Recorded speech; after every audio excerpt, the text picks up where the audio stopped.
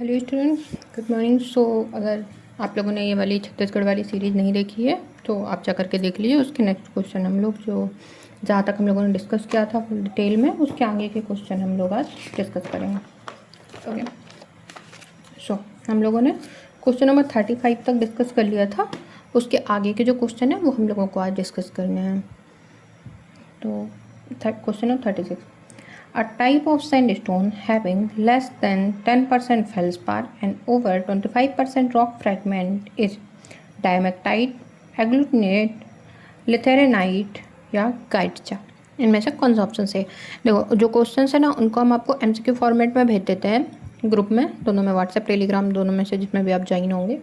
तो आप पहले उस पर अटैम्प्ट करिए, उसके बाद हम आपको सॉल्यूशन प्रोवाइड करेंगे इस तरीके से लेक्चर के फॉर्म में, जिसमें सारे ऑप्शंस को डिकोड करेंगे हम लोग। तो उससे क्या होगा, आपकी प्रैक्टिस होती जाएगी, है ना। और जो थ्योरी वाली क्लासेस हैं वो हमारी चल ही रही हैं, जैसे भी हम लोग थ्योरी पे पैलेंटोलॉजी कर रहे हैं। ओके, चलो, ये जो क्वेश्चन है ये हमारा, इसका कोर कॉन्सेप्ट कहाँ से है? जो क्लासिफिकेशन ऑफ सैंडस्टोन है उससे। Question number 36। अब सैंडस्टोन जो है वो मेनली किसके बेस पे क्लासीफाई होते हैं? On the base of composition of framework grain. Composition of framework grain, specially कौन सा? Quartz, feldspar and lithic fragment.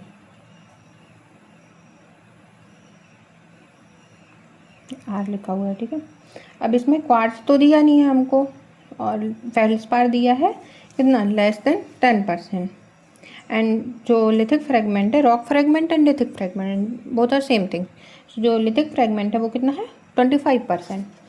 तो इससे हमारा कौन सा क्लासिफिकेशन होता है? जो हम QFL क्लासिफिकेशन करते हैं, को डॉट ने एंड पेटिजोन ने दिया हुआ है उसके बेस पे। तो उसमें क्या होता है, अगर हमारा मैट्रिक्स कंटेंट जो है लेस देन 15% है उसको हम बोलते हैं arenite, and if matrix content greater than 15% हम लोग कहते हैं उसको वैके, जैसे ग्रे वैके होता है। अब क्वेश्चन ने हमसे क्या बोला है कि जो फेल्सपार है, फेल्सपार है हमारा less than 10% and rock fragment वो है हमारा ग्रेटर देन 25%। तो फेल्सपार हमारा जो है वो क्या है, काफ़ी कम है आर्कोस के लिए, और लिथिक फ्रेगमेंट इसमें काफ़ी ज़्यादा है। मैट्रिक्स इसमें मेंशन नहीं किया गया है, तो जो ये वाला क्लासिफिकेशन है ये वाला हम लोग एप्लीकेबल नहीं कर सकते हैं, तो ग्रेन की वजह से नहीं कर सकते हैं। हमारा लिथिक फ्रेगमेंट ज़्यादा है तो इसलिए हम इसको क्या बोल रहे हैं? लिथेरेनाइट बोल रहे हैं। बट अभी हम लोग और अगर डेप्थ में देखें, लिथिक फ्रेगमेंट ज़्यादा होने की वजह से ये तो क्या हो गया? लिथेरेनाइट हो गया। अब अगर हम अदर ऑप्शन देखते हैं इसमें से, तो फर्स्ट ऑप्शन क्या दिया है? डायमेक्टाइट। तो डायमेक्टाइट क्या होता है? ये लिथिफाइड सेडिमेंट्री रॉक होती है जो कि wide range of grain size को इंक्लूड करती है। इसमें क्ले से लेकर के जो क्ले, सिल्ट, पेबल, कॉबल, यहाँ तक कि कई बार बोल्डर भी उस पर मिलता है। तो ये मिक्स करके एक पुअरली सॉर्टेड मैट्रिक्स वाला जो रॉक बनाती है उसको हम लोग बोलते हैं डायमेक्टाइट। तो ये कैसा होता है? तो क्या हमारा करेक्ट आंसर? डायमेक्टाइट ये पुअरली सॉर्टेड होता है, मैट्रिक्स सपोर्टेड होगा,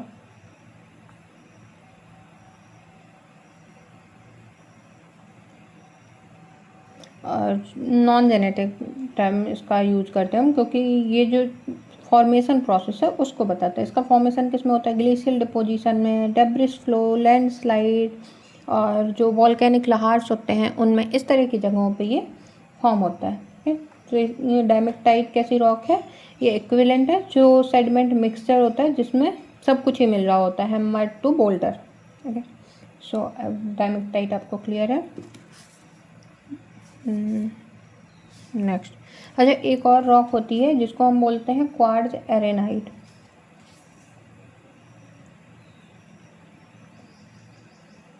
जो सैंडस्टोन क्लासिफिकेशन में आती है। इसको हम क्वार्टजाइट भी बोल सकते हैं। तो इसका कंपोजिशन क्या होता है, 90 to 95% SiO2 लिखा होगा। और इसमें फेल्सपार क्या होगा, वेरी लिटिल या वेरी लो फेल्सपार। और रॉक फ्रेगमेंट्स भी कम होंगे, सो वेरी फ्यू, एफ लिखा हुआ है, rock fragment.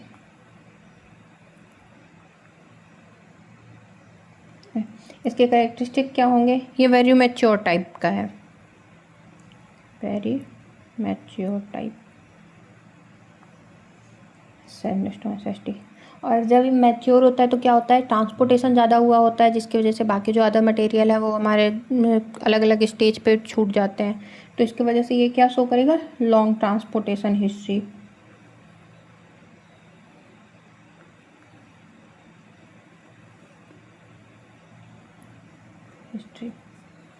And chemically and mechanically ये स्टेबल होगा, क्योंकि सेम ही टाइप का इसमें केमिकल है, SiO2 ही है मैक्सिमम।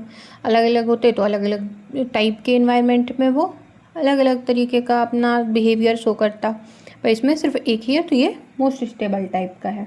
मिलेगा कहाँ, बीचेस पे, डेजर्ट में, या फिर स्टेबल जो कॉन्टिनेंटल सेल्फ एरिया हैं उन पे मिलेगा।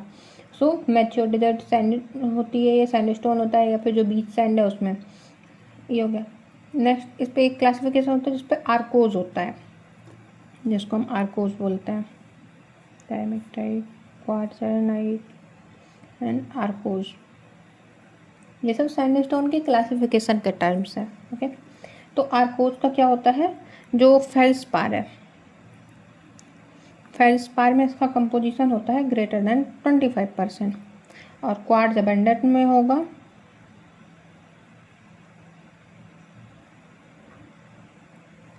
एंड लिथिक फ्रेगमेंट्स बहुत कम होंगे, so few lithic fragment.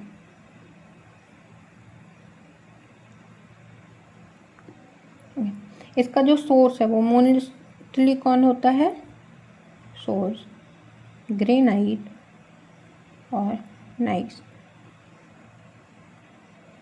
Characteristic क्या होंगे, इसमें फेल्सपार प्रेजेंट है। फेल्सपार क्या होता है, जब काफ़ी दूर तक ट्रांसपोर्टेशन होता है या काफ़ी देर तक वेदरिंग के लिए फोन रहता है हमारा अवेलेबल, तो उसकी वेदरिंग बहुत जल्दी हो जाती है। तो हमेशा अगर फेल्सपार प्रेजेंट है तो हम क्या बोलते हैं कि ट्रांसपोर्टेशन बहुत कम हुआ है। ये क्या है, इमेच्योर सैंडस्टोन कैटेगरी में आता है,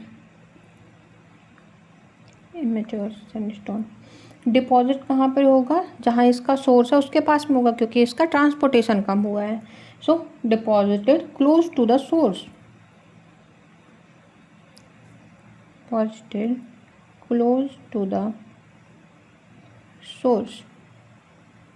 ओके, और जो फेल्सपार है ये क्या है, वेदर हो जाए नहीं हुआ होता है जब ये फॉर्म होता है, तो ये किस पे मिलेगा, alluvial fan, fault basin, mountain fronts, इन पे ये मिलता है हमें। सो आर्कोस क्या है, फेल्सपार रिच सैंडस्टोन है। और जो हमारा ये था क्वार्ट्जराइट था, उसमें एंटायरली क्वार्ट्जराइट था। अब लिथेरेनाइट क्या होता है,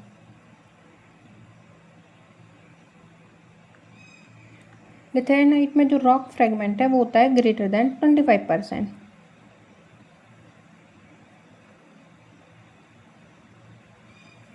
ग्रेटर देन 25%। सो एक कंडीशन हमारी सेटिस्फाई हुई। और फेल्सपार क्या होता है, लो होता है, यानी दूसरी कंडीशन भी हमारी सेटिस्फाई हो गई। और जो मैट्रिक्स कंटेंट अगर इस पे दिया होता तो पूरा ही कंफर्म हो जाता। Matrix content is less than 15%। अगर सोर्स क्या होंगे इसके, किससे डराइव्ड होती है, sources volcanic rocks,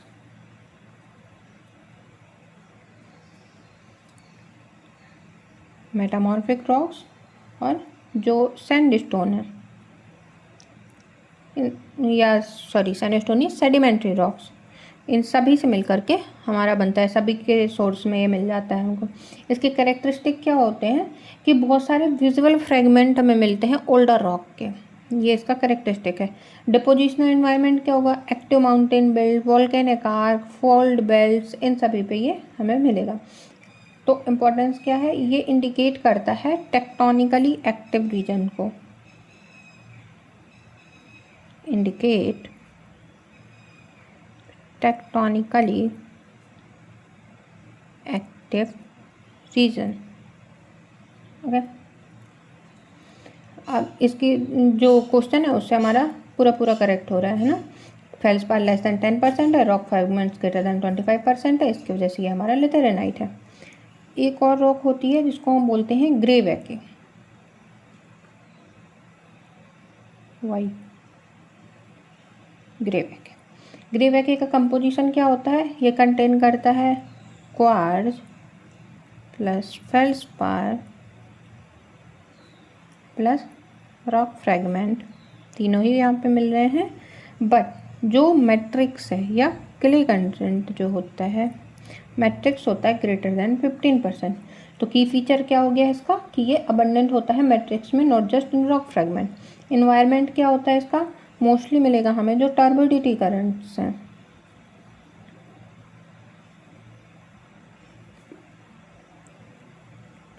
turbidity currents हैं इन डीप मैराइन इन्वायरमेंट।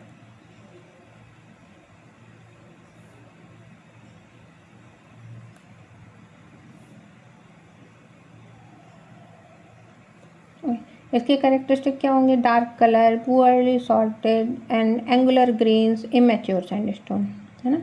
सो ये हो गए हमारे इसके क्लासिफिकेशन। अब जो ऑप्शन में रॉक दी हुई थी, डायमेक्टाइट हम लोगों ने देख लिया था, लिथेरेनाइट हम लोगों ने देख लिया। नेक्स्ट एग्लूटिनेटेड।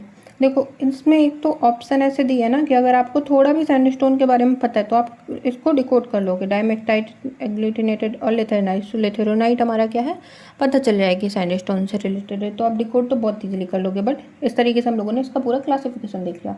सो एग्लूटिनेटेड का मतलब क्या होता है, कोई भी ऐसी वॉल्केनिक रॉक जिसमें कि जो हमारे वॉल्केनिक मटेरियल हैं, जो वॉल्केनिक से जन फ्रेगमेंट्स हैं, एश, लैपिली, बॉम्ब्स, ये सारे के सारे क्या हों, वेल्डेड हों या फिर फ्यूज्ड हों एक दूसरे के साथ में, तो उसको हम बोलते हैं।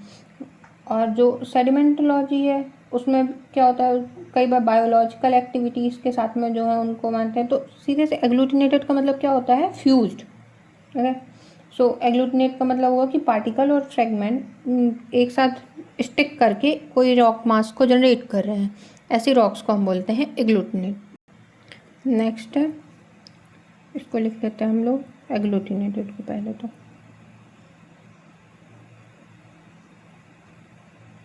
इसको लिख सकते हैं हम ग्लू टुगेदर।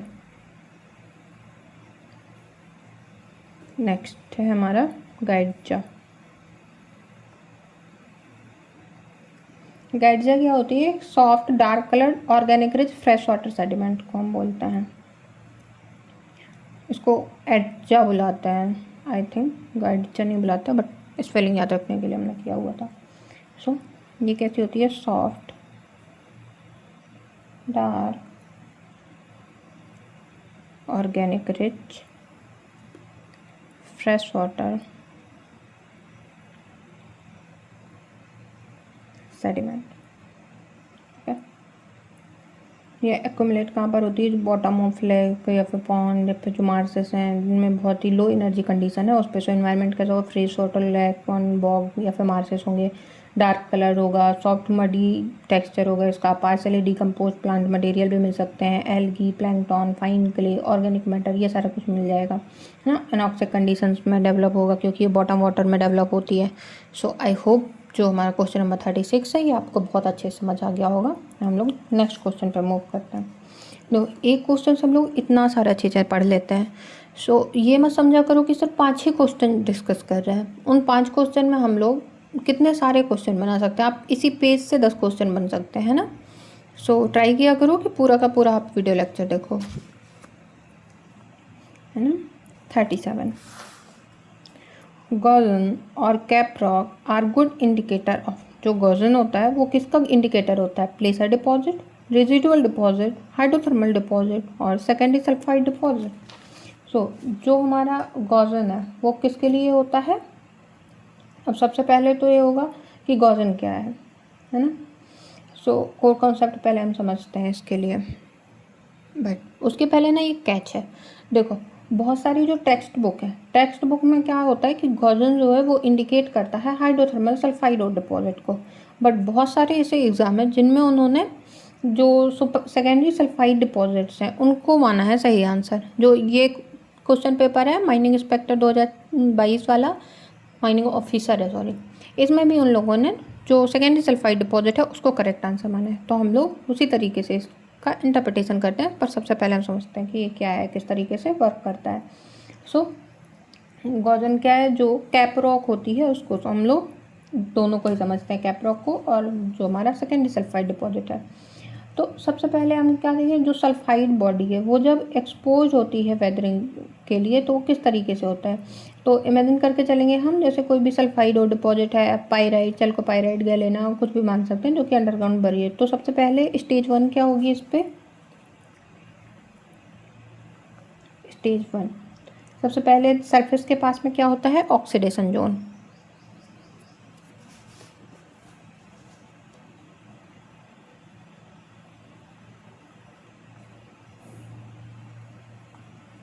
जो कि नियर सरफेस होता है।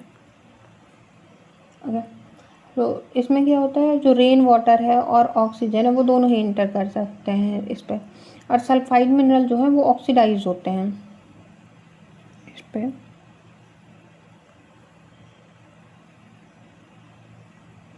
सल्फाइड मिनरल्स ऑक्सीडाइज्ड, जैसे अगर मान लो पायराइट है तो pyrite iron oxide and sulphuric acid में कन्वर्ट हो जाए, चैल्कोपाइराइट है तो आयरन ऑक्साइड और डिजोल्व जो कॉपर है उस पर हो जाएगा, है ना, सॉरी। ओके, तो जो आयरन है अगर वो सरफेस के पास में है तो वो क्या करेगा, लिमोनाइट, जियोथाइट, हेमेटाइट, इस तरह की जो हमारे और हैं वो उनको बनाएगा। तो ये क्या करेगा, अगर वहाँ पे आयरन ऑक्साइड है वो प्रेजेंट होगा तो वो rusty brown, red, yellow colour का कैप फॉर्म करेगा।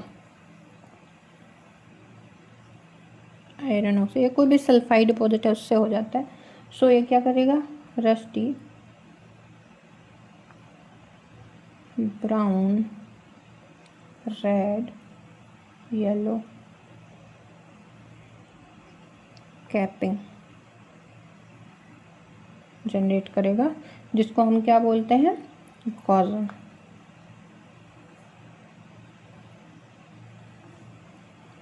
इसको हम आयरन कैप या फिर कैप रॉक भी बोलते हैं। ओके, अब ये हो गया हमारा स्टेज 1 जिसमें ऑक्सीडाइज हो रहा है जो हमारा ओर है। इसके बाद आएगी स्टेज 2, स्टेज 1, स्टेज 2। स्टेज 2 में क्या होगा, लीचिंग होगी। लीचिंग में क्या होगा, जो कॉपर, जिंक, लेड और अदर मटेरियल जो यहाँ पे डिजॉल्व हो रहे थे, जब ऊपर हम लोगों ने देखा ना ऑक्सीडाइज में कि डिजॉल्व हो रहे हैं, डिजॉल्व होके क्या करेंगे, डाउनवर्ड मूवमेंट शो करेंगे। सो डिजॉल्व जो मेटल है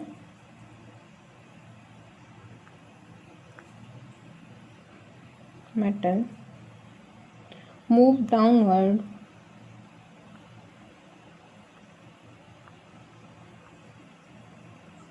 with ground water। Okay, so upper zone क्या है, जो वैल्यूएबल सल्फाइड्स थे उनसे पुअर हो जाएगा, क्योंकि जैसे पाइराइट था उसमें देखा ना हम लोगों ने, और जो चैल्कोपाइराइट है उसमें जो कॉपर था वो अलग हो गया, कॉपर डिजॉल्व होकर नीचे ग्राउंड वाटर के साथ मूव करने लगा। तो जो ऑक्सीडाइज जोन है वो क्या हो गया, पुअर हो गया वैल्यूएबल सल्फाइड में।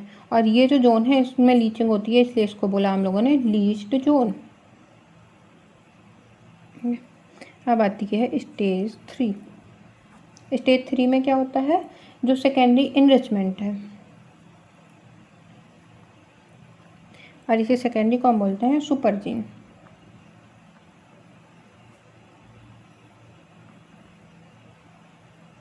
तो सुपरजीन इनरिचमेंट हो रहा है। अब इसमें क्या होता है, जो डिजॉल्व मेटल्स थे जो कि ग्राउंड वाटर के साथ में नीचे लीचिंग कर रहे थे, वो क्या करते हैं, डिजॉल्व मेटल यहाँ पे आते आते रिड्यूस कंडीशन में आ जाती हैं, क्योंकि ये कहाँ पे होता है, बिलो वाटर टेबल, और प्रेसिपिटेट हो जाती हैं दोबारा सेकेंडरी मिनरल की तरह पहले सल्फाइड था ऑक्सीडेशन जोन में, यहाँ दोबारा डिपॉजिट हो रहा है तो वो हो जाता है in the form of secondary sulphide mineral. So इसको हम लोग लिख सकते हैं when dissolved metal reach reducing condition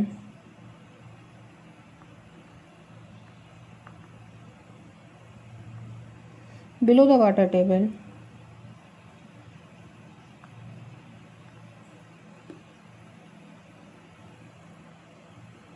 they precipitate again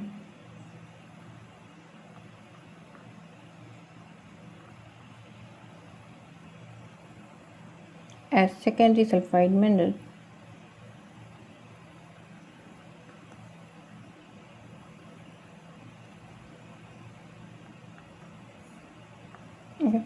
example क्या है, जो चैल्कोसाइट कोवेलाइट बोनाइट ये सारा कुछ होगा। ये क्या होगा, जो ओरिजिनल और था उससे ज़्यादा रिच होगा, इसीलिए इसको क्या बोल रहे हैं हम, सेकेंडरी सल्फाइड इनरिचमेंट जोन। अब गॉजन कहाँ डेवलप हुआ, जो गॉजन सबसे अब पे डेवलप हुआ था हमारा, तो वो क्या हो गया, उसको हम बोल सकते हैं कि अगर कहीं पे गॉजन मिल जाए सरफेस पे तो उसके नीचे हमें सेकेंडरी सल्फाइड जो एनरिचमेंट जोन है वो मिलेगा। सो आंसर क्या हो गया हमारा गॉजन का, कि जो सेकेंडरी सल्फाइड पर है उस पर। तो ये किस तरीके से डेवलप होता है, ground surface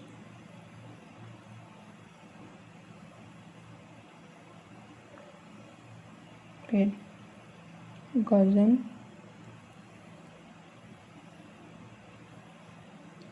least zone then secondary sulfide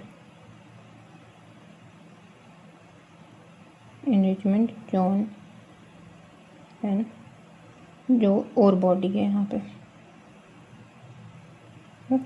तो ये हो गया इसका पूरा का पूरा ऑर्डर। अब इसमें ऑप्शन क्या दिए हैं, फर्स्ट ऑप्शन दिया है इस पर प्लेसर डिपॉजिट।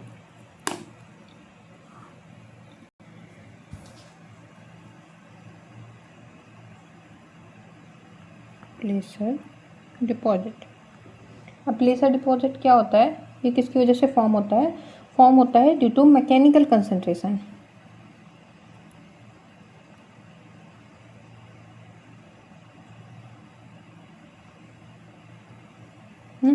सो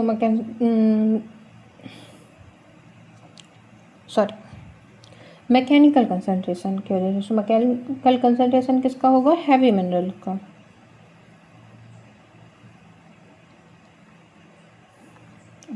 और ये किसकी वजह से होगा, बाई वाटर भी, विंड, किसी की वजह से भी हो सकता है। कॉमन मिनरल क्या होंगे, गोल्ड, डायमंड, कैसेट्राइट, इल्मेनाइट, जर्कन, मोंजानाइट, ये सारी चीज़ें। और किसका तरीके से बनेगा, एलुवियल, बीच, इलुवियल, इओलिन, ये सारे फॉर्म होते हैं इसके। इनकरेक्ट है ये, क्योंकि जो गॉजन है वो कैसे बनता है, केमिकल वेदरिंग से बनता है, तो ये गलत हो गया। नेक्स्ट दिया हुआ है residual deposit.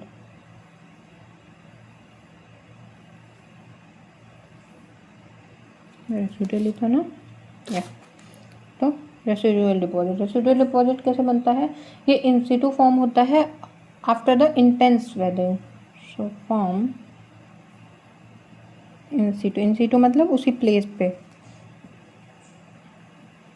After intense weathering. सो जो सॉल्युबल मटेरियल है ये रिमूव हो जाता है और रेजिस्टेंट मटेरियल जो है वो वहीं पर रह जाता है, जैसे बॉक्साइट है, लेटेराइट है, कैओलिनाइट है, ये सारा कुछ। ये भी नहीं होगा। नेक्स्ट ऑप्शन दिया हाइड्रोथर्मल डिपॉजिट।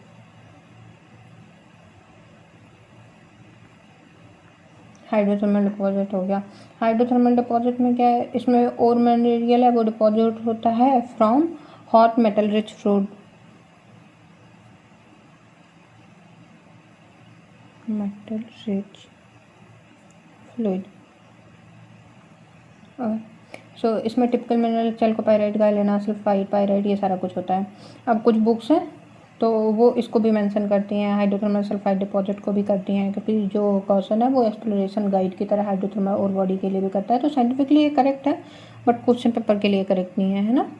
सो डायरेक्ट जो रिलेशनशिप है वो किसके साथ में है, जो सेकेंडरी सल्फाइड एनरिचमेंट जोन है उसके साथ में। क्या हो गया सेकेंडरी सल्फाइड, ये फॉर्म होता है due to supergene enrichment. Secondary sulphide minerals produce करते हैं रीडिपोजिशन ऑफ डिजॉल्व मटेरियल को। कॉमन मिनरल होते हैं chalcocite, covellite, bornite, secondary sulphide important किस्में हैं। और हायर मेटल ग्रेड के होते हैं, ईजियर एक्सट्रैक्शन होता है और ग्रेट इकोनॉमिक वैल्यू होती है।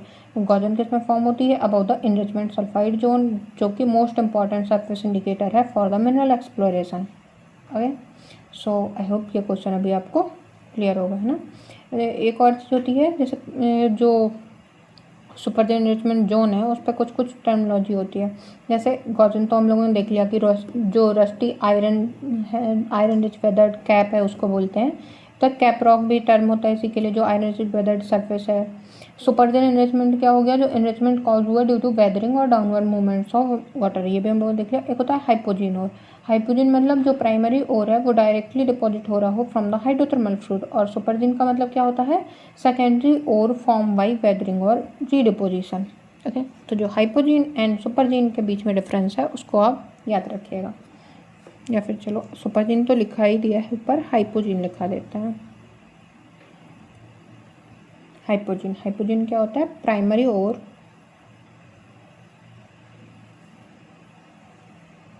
deposited directly from hydrothermal fluids। Okay, I hope जो क्वेश्चन नंबर कौन सा था हमारा 37 क्लियर होगा। अब हम लोग देखते हैं question number 38। Cavity filling deposits in which mass of rock body is intercalated by a network of small closely spaced ore body bearing veinlets is known as ladder vein, stockwork, saddle reef, boxwork। So कौन सा होता है जिसमें बहुत सारी hundreds of veins रहती हैं, वो एक साथ में मिलकर के फॉर्म करती हैं, वो होता है हमारा स्टॉक वर्क। अब देखो, अब हम लोग स्टॉक वर्क को समझते हैं। सो जो फॉर्मेशन है ओर डिपॉजिट का वो कैसे होता है, और बॉडी अलग अलग शेप में कैसे उनका मिनरलाइजेशन, जिन जो फ्लूइड है वो मूव कर रहा है थ्रू द रॉक्स, उस पर डिपेंड करता है। तो कॉमन फॉर्म क्या होते हैं, vein, lodes, stockwork, disseminated deposit, massive deposit, ये सारा कुछ। अब क्वेश्चन किसके लिए है, जो स्टॉक वर्क डिपॉजिट है उसके लिए। सो हम लोग समझेंगे स्टॉक वर्क को।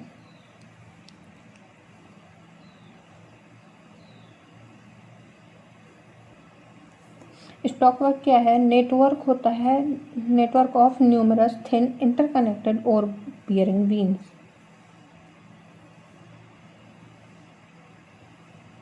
Network of numerous thin interconnected ore bearing veins, या फिर जो वीनलेट्स हैं ना, जो कट करती हैं होस्ट रॉक को इन डिफरेंट डिफरेंट डायरेक्शंस। जो कोई सिंगल वीन नहीं होती है स्टॉक वर्क्स में, हंड्रेड्स और थाउजेंड्स ऑफ स्मॉल फ्रैक्चर्स होते हैं जो कि फिल्ड होते हैं बाय द ओर मिनरल। तो उसको हम बोलते हैं, इसके कैरेक्टरिस्टिक क्या होंगे, न्यूमरस थिन वीनलेट्स होंगी और इर्रेगुलर पैटर्न होगा।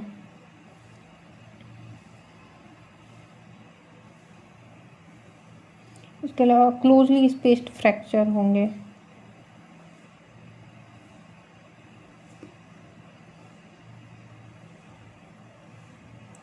और है वो डिस्ट्रीब्यूट होगा through out the rock mass.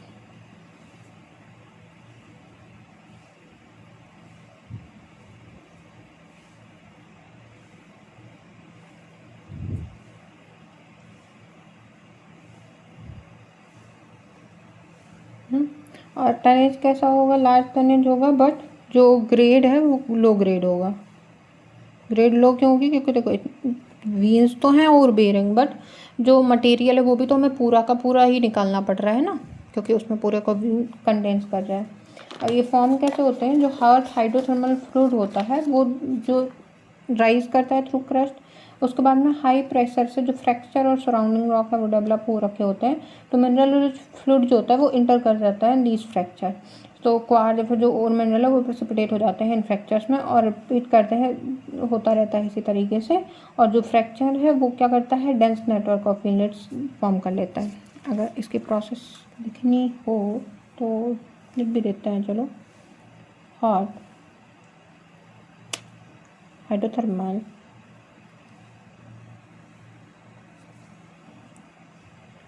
fluid rise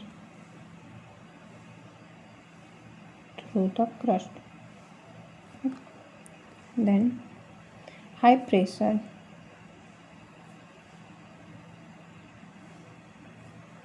fractures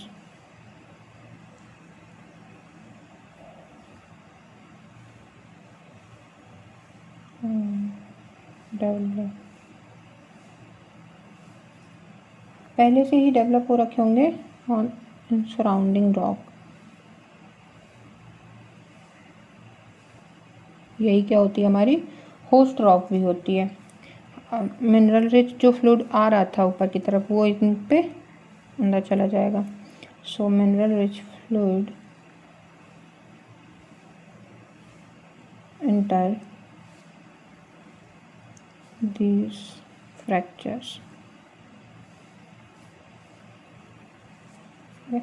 जो क्वार्ट्ज और मिनरल है वो प्रेसिपिटेट हो जाएंगे इस पे, तो क्वार्ट्ज नहीं लिखते हैं, और हम लोग पढ़ रहे हैं ना, तो और मिनरल ही लिख लेते हैं।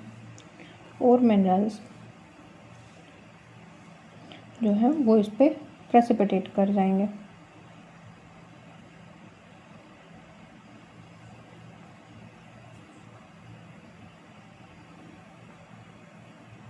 ठीक है, और रिपीटेड फ्रैक्चरिंग की वजह से क्या होगा, क्रिएट करेगा एक dense network of free.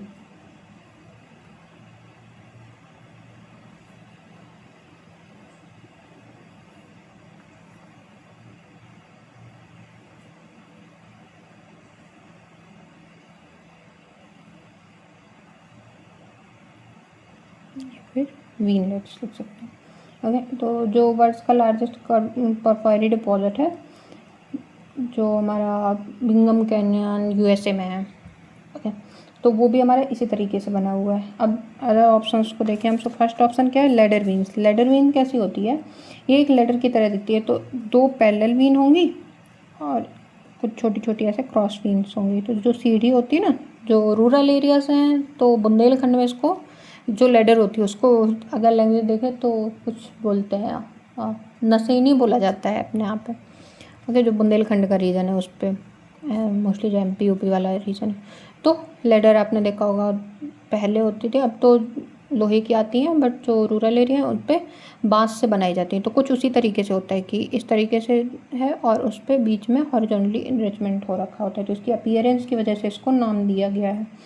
Stock works हम लोगों ने देख ही लिया कि बॉडी है जिस पर डेंस नेटवर्क होगा, स्मॉल और बेरिंग विनलेट्स का, बहुत सारी थिन वेन होंगी, इंटरकनेक्टेड फ्रैक्चर्स होंगे, हाइड्रोथर्मल रीजन का होगा ना। सैडल रीफ नेक्स्ट ऑप्शन है।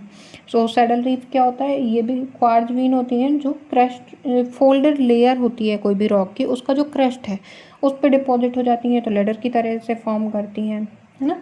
सो ये फोल्ड के साथ में है। नेक्स्ट है बोन बॉक्स वर्क। सो बॉक्स वर्क भी इस तरीके रिलेटेड है। बॉक्स वर्क में एक कैरेक्टरिस्टिक होता है, हनीकॉम लाइक स्ट्रक्चर फॉर्म करता है। सो बॉक्स वर्क हनीकॉम,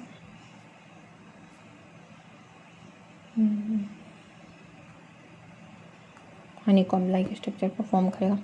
ओके, सो आई होप जो क्वेश्चन नंबर 38 है ये आपको बहुत अच्छे से क्लियर हो गया होगा। हम देखते हैं next question, question number 39। The weathering product of basaltic trap is limonite, goethite, laterite या फिर कंकर। इनमें से कौन सा होता है जो हमारा वेदरिंग प्रोडक्ट है। तो आई होप आप लोगों ने आंसर दे लिया होगा। सो सबसे पहले हम समझते हैं कि जो वेदरिंग ऑफ बेसाल्ट है वो क्या होती है।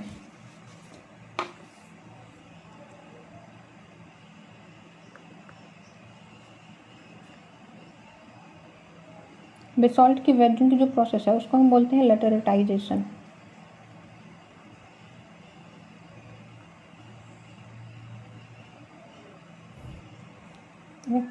सो इसमें केमिकल वेदरिंग के बारे में हमारा जो नॉलेज है वो इस क्वेश्चन की वजह से टेस्ट किया जा रहा है। तो बेसॉल्ट क्या है? मैफिक इग्नियस रॉक है। जो आज के क्वेश्चन पेपर में आपको नहीं दिया है ना, मैफिक का मतलब बताना। ये हमने एक प्रीवियस क्वेश्चन में डिस्कस किया था कि क्या होता है। अरे यार प्लीज़ किया करो आप लोग रिप्लाई, इतने सारे लोग हो आप ग्रुप में बट कभी किसी का रिप्लाई नहीं आता है। सो प्लीज़ रिप्लाई किया करो आप लोग, हमें भी समझ आता है ना। आप ये बताते हो कि आपको लेक्चर्स कैसे लग रहे हैं, तो अगर कोई कमी है या फिर कुछ आपको और चेंजेस चाहिए तो प्लीज़ बताया करो हमें, ताकि हम उस तरीके से लेक्चर्स को मॉडिफाई कर सकें, है ना। सो चलो, जो ये मैफिक रॉक है, अब ये रिच किसमें? प्लेजियोक्लेशियर, इस पे पायरोक्सिन, ऑलिवीन, आयरन, मैग्नीशियम, कैल्शियम, ये सारी चीज़ें इस पर प्रेजेंट है। सो बेसॉल्ट क्या करता है? बहुत सारे अनस्टेबल मिनरल्स को कंटेन करके रखता है। ये रैपिडली वेदर हो जाते हैं, स्पेशली जो हॉट ह्यूमिड क्लाइमेट है उसमें। तो ड्यूरिंग इंटेंस वेदरिंग क्या होगा? जो सिलिका है वो रिमूव हो जाएगा, और जो कैल्शियम, सोडियम, पोटेशियम, ये जो मैग्नीशियम, जो भी आयन है, ये क्या होंगे? एलिमेंट्स हैं, ये लीच आउट हो जाएंगे। तो आयरन और एल्यूमिनियम जो है वो दोनों वो वहाँ पे रह जाएंगे, और इसी प्रोसेस को हम क्या बोलते हैं? लेटेराइटेशन। और इसी की वजह से क्या बनता है? लेटेराइट। सो करेक्ट आंसर क्या हो जाएगा हमारा? लेटेराइट ना। अब लेटेराइटेशन अगर ऐसे कोई पूछे तो क्या होता है, तो ये होता है इंटेंस डेफिनेशन बोल देते हैं, आप लिख लीजिएगा। So laterization is an intense chemical weathering process in tropical and subtropical climate that remove silica and soluble base while concentrating iron and aluminum oxides। Okay, अब इसके लिए कंडीशंस क्या क्या होती हैं? कंडीशंस रिक्वायर होती है high rainfall,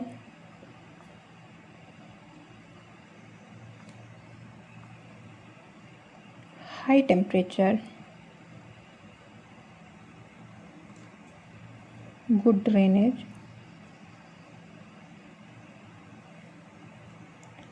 long period of weathering,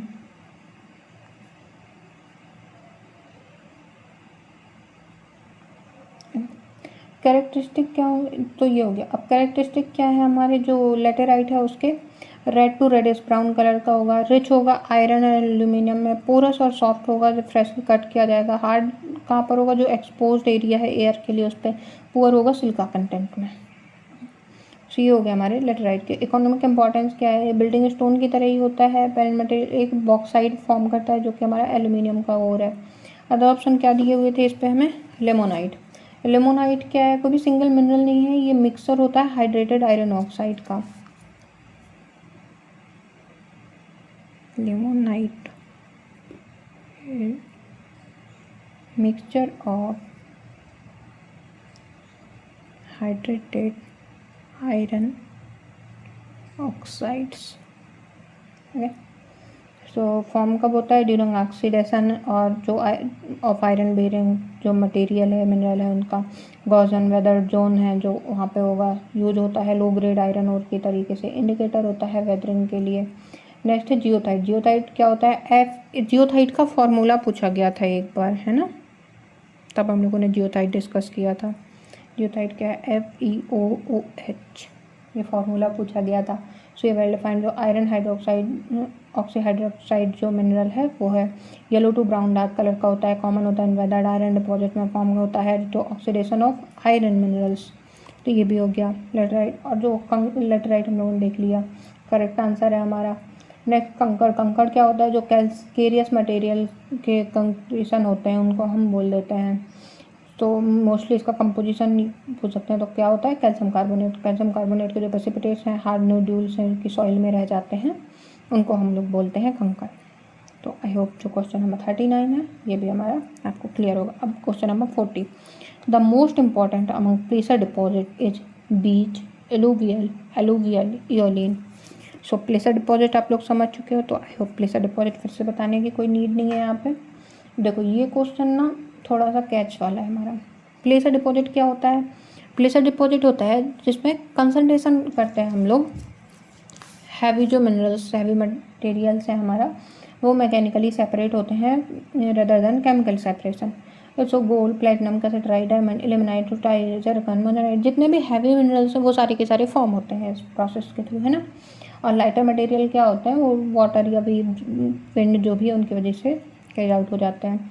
formation कैसे होता है, वेदरिंग होती है और रिलीज़ करते हैं जो हैवी मिनरल्स हैं रॉक से, फिर ट्रांसपोर्ट होता है बाई वाटर, वेव, विंड और ग्रेविटी। जो हैवी मटेरियल है वो सेटल डाउन हो जाता है because of higher density, and जो लाइटर मटेरियल है वो वॉश्ड आउट हो जाता है। इकोनॉमिकली वैल्यूएबल कंसंट्रेशन डिपॉजिट इस तरीके से डेवलप हो जाते हैं। तो इतना सारा कुछ हम लोगों ने प्रीवियस क्वेश्चन में देखा। अब देखो इसका जो करेक्ट आंसर है वो है बीच डिपॉजिट इस क्वेश्चन में, बट ये क्वेश्चन क्या है, इनकम्प्लीट है। वो कैसे, वो हम लोग लास्ट में समझते हैं। अभी आप पहले घबराना नहीं है कि नहीं एलुवियल होता है, एलुवियल भी होता है, बट पहले सुनना है पूरा, ठीक है। सो जो बीच प्लेसर है, बीच प्लेसर क्या होता है, वेव एक्शन से फॉर्म होता है अलोंग सी कोस्ट। बीच प्लेसर ये फॉर्म होता है due to wave action. Wave क्या करती है, रिपीटेडली वॉश करती है सेडिमेंट को, जिससे जो लाइट मटेरियल है जैसे क्वार्ट्ज वगैरह वो मूव हो जाता है, और जो हायर मटेरियल है कंसंट्रेशन का जैसे इल्मेनाइट, रूटाइल, मोंजानाइट, जर्कन, गार्नेट, सिल्मेनाइट, ये सारा कुछ बच जाता है। तो जो इंडियन एग्जाम्पल है वो क्या है, केरला कोस्ट पे, उड़ीसा कोस्ट पे, इन पे हमें मिलता है, तमिलनाडु, आंध्र प्रदेश, ये सारी चीज़ों पर। Economic importance, titanium, rare earth element, thorium, bearing, जो मोंजानाइट है, जर्कोनियम है, ये सारा कुछ हमें बीच प्लेसर पे मिलता है। नेक्स्ट है इलुवियल।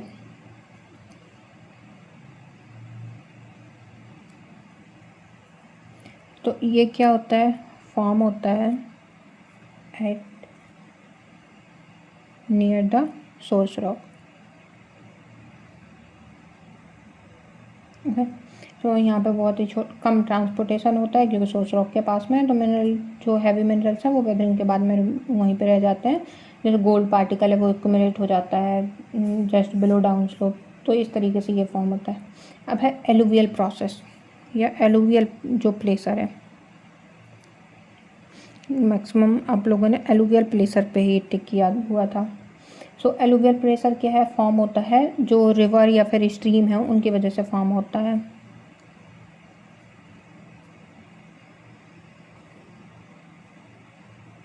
उनकी वजह से फॉर्म हो जाएगा, हैवी मटेरियल जो है वो सेटल डाउन हो जाएगा और जो वाटर है वो बाकी जो लाइटर मटेरियल उसको ले जाएगा। सो जो गोल्ड, डायमंड, प्लेटिनम, कैसेट्राइट ऐसे मटेरियल हैं वो रह जाएंगे। जो फेमस गोल्ड का एक्सप्लोटेशन वो तो जो एलुवियल प्लेस है उससे कई जगह होता भी है। इयोलिन क्या होता है, इयोलिन विंड की वजह से डेवलप होता है हमारा। सो ये हो गया। अब जो एलुवियल और इलुवियल जो हमारा बीच था उसके बीच में क्या है, तो मोस्ट इम्पॉर्टेंट प्लेसर डिपॉजिट, ये इनकम्प्लीट क्वेश्चन है ना। ये ऐसे होना चाहिए कि मोस्ट इम्पॉर्टेंट या तो ग्लोबली, या फिर पूछे कि most important for gold, most important in India, most important for heavy minerals. इस तरीके से ये क्वेश्चन अगर फ्रेम होता तो ये क्वेश्चन हम लोग करेक्ट आंसर कर पाते हैं। सो जो माइनिंग इंस्पेक्टर वाला है इसने क्या किया, बीच प्लेसर दिया। तो बीच प्लेसर क्यों दिया, अगर हम ग्लोबली देखें या वाइड स्प्रेड देखें तो मोस्ट वाइड स्प्रेड जो डिपॉजिट है तो वो क्या है, एलुवियल है। बट जो बीच प्लेसर है वो क्या है, एक्सप्लॉयटेशन उसका इकोनॉमिक इम्पोर्टेंस इंडिया के लिए बहुत ज़्यादा है, क्योंकि इंडिया जो हैवी मिनरल्स हैं उनके लिए रिलाई कर रहा है बीच प्लेसर पे, और हम इंडिया में एग्ज़ाम दे रहे हैं। तो इस लॉजिक के हिसाब से जो छत्तीसगढ़ पीएससी है इसने बीच प्लेसर को डिफाइन किया होगा, जहाँ तक हमें लगता है ना। तो क्वेश्चन एम्बिग्यूअस है बट देखो वो पीएससी है, हम लोग स्टूडेंट हैं तो करना पड़ेगा, है ना। जो वो सही मानती है वो सही है। और इसका यही है, अगर पूछता कि इंडिया में सबसे ज़्यादा हाई इकोनॉमिक वैल्यू किस प्लेसर में है तो नो डाउट बीच की होती, और अगर वर्ल्ड वाइड पूछता तो नो डाउट एलुवियल होता, या फिर वो अलग अलग कैरेक्टराइज कर देता कि किस मिनरल के लिए वो वैल्यूएबल पूछ रहा है तो होता। सो हमारा करेक्ट आंसर क्या दिया है, बीच प्लेसर दिए। तो भारत के लिए, या ऐसे याद रख सकते हो, बीच भारत, एलुवियल ऑल। ओके, ये छोटी सी ट्रिक हो गई, इसको आप इस तरीके से बना सकते हो। सो आई होप आपको ये पांचों क्वेश्चन बहुत अच्छे समझ आए होंगे। तो thank you so much for watching this video lecture, and please बताइएगा कि आपको लेक्चर कैसा लगा है। So thank you so much.